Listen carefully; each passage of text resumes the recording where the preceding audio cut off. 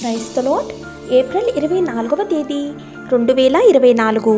ఈరోజు దేవుని వాక్యం. యెహోవా మాటలు పవిత్రమైనవి, అవి మట్టి మూసలో 7 మార్లు కడిగి ఊదిన వెండి అంత పవిత్రములు. కీర్తనల గ్రంథం 12వ అధ్యాయం 6వ వచనం. ప్రియమైన సహోదరి సహోదరులారా, దీర్ఘశాంతము కలిగిన మన దేవుడు పడిపోయిన మానవుని కొరకు శిలువ ద్వారా రక్షణ మార్గంను తెరిచెను.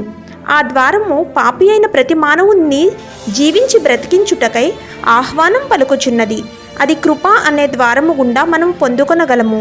ఒక ద్వారము ఇప్పటికే తెరిచి ఉన్నది, మరియు క్రీస్తే ఒక ద్వారము, మార్గము. కానీ దేవుని వాక్యం నమ్మదగినదా? ఆయన అమూల్యమైన వాగ్దానాలు ఆనుకొనదగినవేనా? దేవుడు తన వాక్కునకు విరుద్ధముగా ఆయన మీద ఉన్న నిరీక్షణను వమ్ము చేయువాడా? వాటికి సరి అయిన జవాబు కాదు. ఆయన ఎన్నడూ అబద్ధమాడువాడు కాదు. ఆయన మాటలు కొలిమిలో కాల్చబడి శుద్ధి చేయబడ్డ పవిత్రమైన వాక్కు. ఆమెన్. God bless you.